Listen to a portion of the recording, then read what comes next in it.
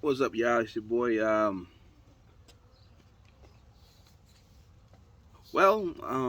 passed my safety audit, which went by pretty quick. Actually, I turned in everything like I did the other day, and a couple of days later, I got a phone call, and it was yesterday actually. I was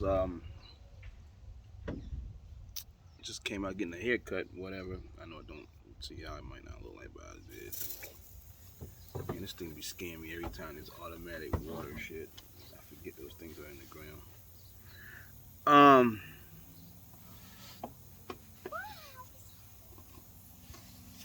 but anyway, so I passed the audit. Had a about 20-minute phone call. There's other parts of the audit that's not on the email, such as asking me about my miles, revenue, and stuff like that.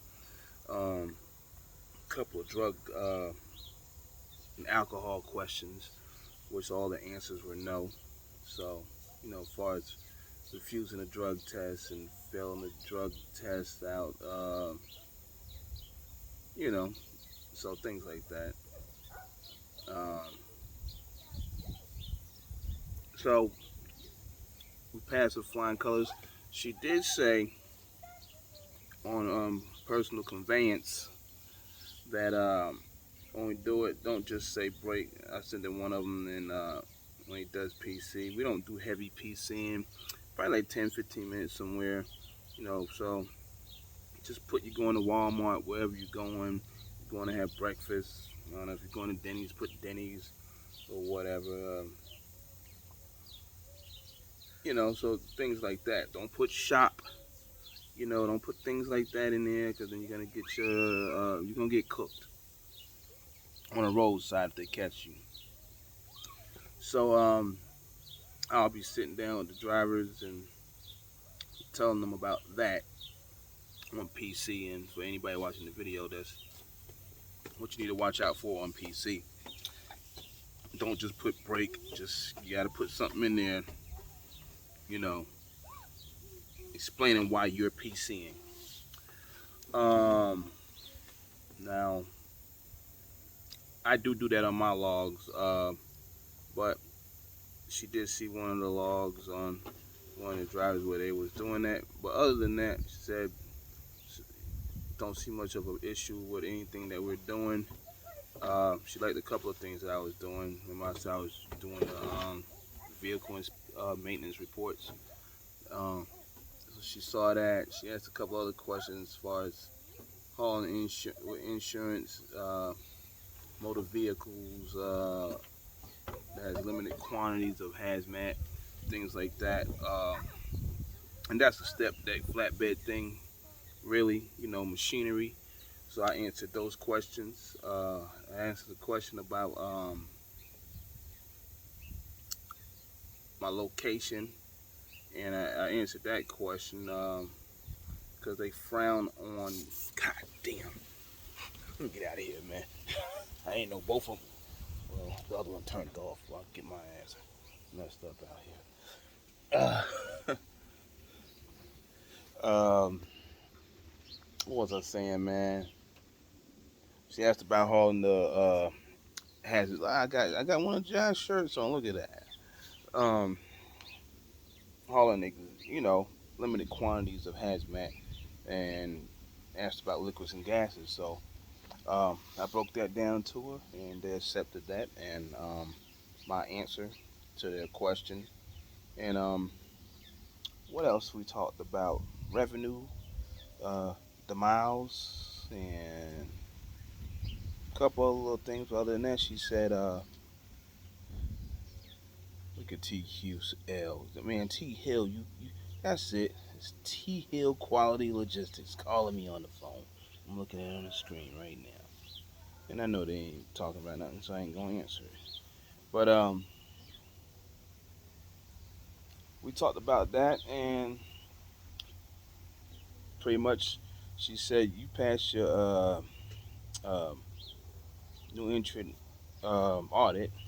I'll be getting a letter and something in the email she's gonna send me, just to put up, you know, for reference to the drivers and everything. So that's a good thing. Glad I got out of the way because I went back looking around. Like, did I send the right stuff? Did I not send the right stuff? Don't overthink stuff. Whatever they say that's on there, just send it, and that'll be it.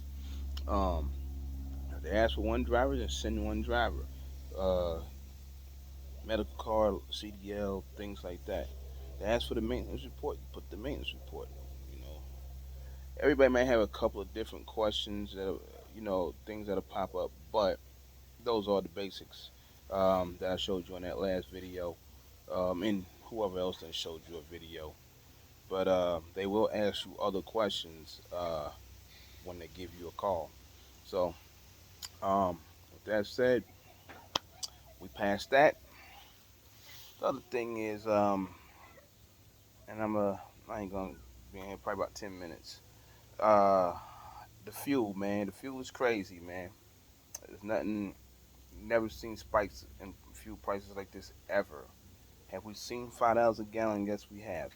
$6? No. Almost $7? Hell no. Unless people were just straight up like gouging during Hurricane Katrina or something like that. And I don't even think they went that high. But guys running around, y'all trying to find another fuel card and stuff, things like that. It doesn't matter. Let me tell you why it don't matter. The fuel price spikes are so great, and they're happening so fast that the fuel card, with the discounts, they can't keep up, man. So I know we had a discussion the other day. It was Bink, it was me, Kobe, a couple others, and I went back and looked what some of the discounts were like 30 cents, like a TSD, and there's others out there, uh, Nastic and whoever else. But the discount when you're at $1, or well, I ain't gonna say $1. I've seen some TSDs close to $1, but when you're at like 70 cents and it shrinks to 30 or whatever, and they probably have a minimum on there for certain truck stops or whatever. When it spikes up $1, $1.50, almost $2 in a short period of time, the fuel card company they can't keep up. It has to like level off somewhere where you can get this same 80 cent discount and stuff like that. Other than that, if it keeps going up and going up, you're gonna still be stuck at 20 cents or whatever you have with your card, unless there's something in the contract somewhere with the card company that something different happens. But for the most part, when those discounts hit, they're behind. Just like the fuel surcharge is behind and all this stuff out here, the 30-day average, that stuff is behind. So there's nothing you can really do about it. There ain't no need running around trying to find another card for the most part. I mean, there's some cards that are better than others, but with the rate the fuel's going up at, they can't keep up, man.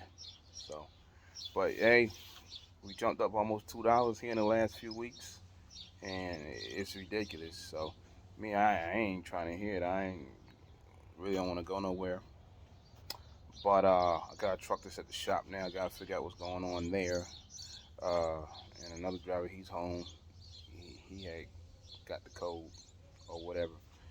But other than that, man, it's just like the fuel prices is ridiculous. A lot of new guys are gonna see why we said what we said before, that some of this stuff is temporary. What they were doing.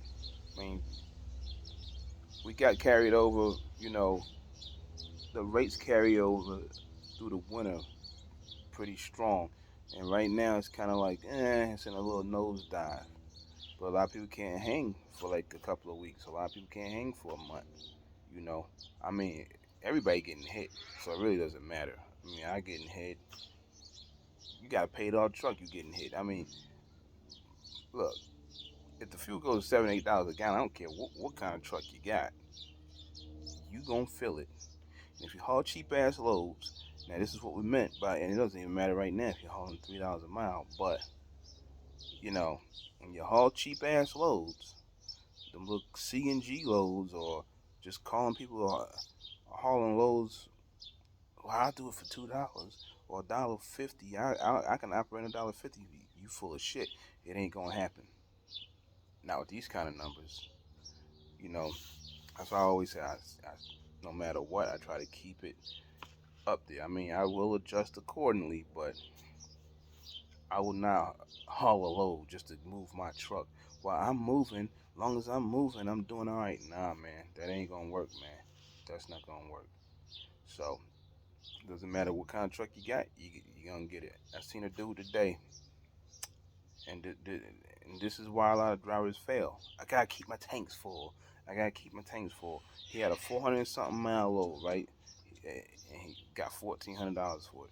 First of all, if it was me, I wouldn't have did it for $1,400. But anyway, uh, he filled his truck up, $800 pretty much. Now you crying the blues. He only needed about 80 gallons to run the load, have a little bit left over. I don't know what. Let's say he already had a quarter tank. I mean, you could have just got 60 more gallons, 70, 80 gallons, and ran the load.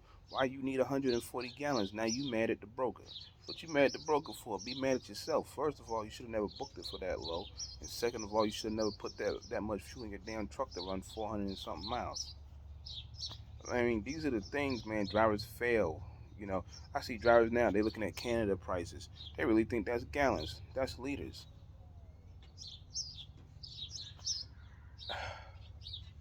Come on, people. Y'all gotta be smarter than that.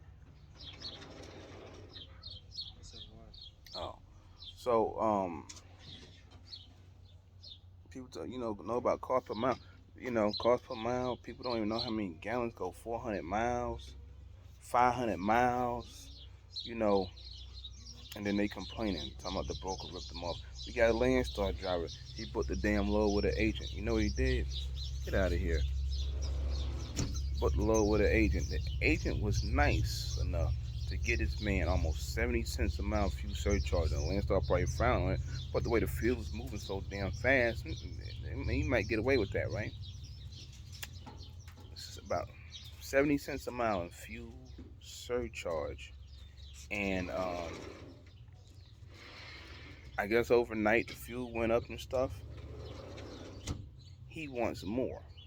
You already booked the load. You got the rate con. What are you talking about? Freight bill. You already got the load. You booked it yesterday. Don't call me back asking for more money like that. Unless there's a detention, layover, or something going on with the load itself. You need to pay attention to what's going on in it with the fuel out here and fuel surcharge and where you're going. Are you going into a cheap fuel market? Are you going to a high fuel market? Or are you going to a good reload zone? You going into a bad reload zone? Who knows? But you don't book. I don't care if you're with Landstar, F2F. I don't care who you with. And I seen F2F out there. They trying to do some little fuel surcharge thing. And I don't know. But um, don't do that, man. You gonna book a load with somebody? That's your load. You gonna have to run that load. Don't call the Landstar agent back or the broker. I need more money for like this and that. You know, he said he need more money for accessorials. He wanted like $1,400 in accessorials, $1,300 in accessorial money, and some more. Few. Then you should have did that the day before. Right when you got the load. The day you booked the load. Don't call me back a day later talking about you need to break this down and break that down. This is why people fail in trucking, man. Um, but anyway, with that said, I'm sitting here at the house. Uh, if I go out, yeah, if I go out tomorrow, then I'll go out tomorrow. I should go out tomorrow. I think tomorrow will be a better day than the others. As far as moving freight, get somewhere, pick up Friday, drop Monday, or drop this weekend, and then I could probably catch something. You know, um, because throughout the week it was terrible. I was just looking at it, I was just like, whatever, man, we ain't doing nothing. But I went down to Phoenix, handled some business yesterday and stuff, and been back at the house. So, but I know the market's changed a little bit because of the time of the year, but some things will pick up like produce and stuff out here. But I ain't hauling on these cheap ass loads. I had a broker, right? Let me get ready to get going. You know, you gonna call me to run dedicated for somebody, right? One pick, 6 stops. Just the other week, you asked me to do it for like almost $4,000. You gonna call me today, even though I didn't do it? Cause one, you new in the game, and I don't know, you're not factorable. But then you call me yesterday to do the same load. Now you and I both know that the fuel went up almost $1.70. You want me to do it for 2,200, the same damn load, even though I didn't do it the first time? I gotta block his number, man. Like he even asked me to do 10 to 14 drops. He trying to get me to do them for $4,000. Like, wow, $4,000, man. We need to start working around 8,000 and see what happens from there. Cause if you fall under the damn $6,000, I ain't gonna fucking do them. Cause they're all like around in a certain area or nowhere, you know. But then again, I'd rather stick at the 8. Me and Cooley and X talked about that. But you in certain areas competing with certain shitbag operators. You know, the click and go convoy guys. I don't want to say everybody that use them things is, but when you just see a rate and you just run it for a rate without understanding, then I don't know, man. Misinformed, uneducated. I don't know. Some guys are just. How you doing now? I mean, when you running 5 convoy water loads, you know, for $300, and you gotta do like 5 a day just to come up with like $1,000, because you had to run like 600 miles, 700 miles, 600 miles between all the loads. You crazy? Like, but anyway, man. With that said, like I said, I passed the audit, um, and I just want to talk about this other stuff here with the fuel and everything. Um, see what happens with my other truck out here. I don't know what's going on there. It's got a coolant leak, so we gonna find out. I hope it ain't nothing crazy, but we'll see about that. And with that said, it is your boy. We will holler at you later. Peace.